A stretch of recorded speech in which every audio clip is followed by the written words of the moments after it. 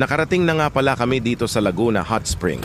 Para maiba naman ang aming night ride, gusto kasi namin makapag-swimming at magbabad ng kaunti sa mainit na tubig. Paskong Pasko na talaga dito sa Pansol dahil ang dami na nilang pailaw at napakaliwanag.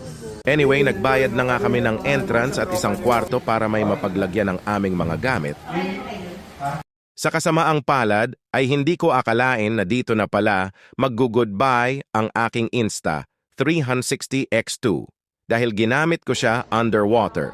Siguro nga dahil sa katagalan na niya at sobrang gamit na gamit na. Ang 360 ko ay pinasok na siya ng tubig. Ngayon ay hindi na siya nagbubukas. Para maibsan naman ang stress sa camera na yan ay nagpaluto na lang kami ng aming mahahapunan. Katulad ng hito na ito na napakalaki mga dalawang dangkal lang naman na pinalo-palo na sa ulo para ihawin.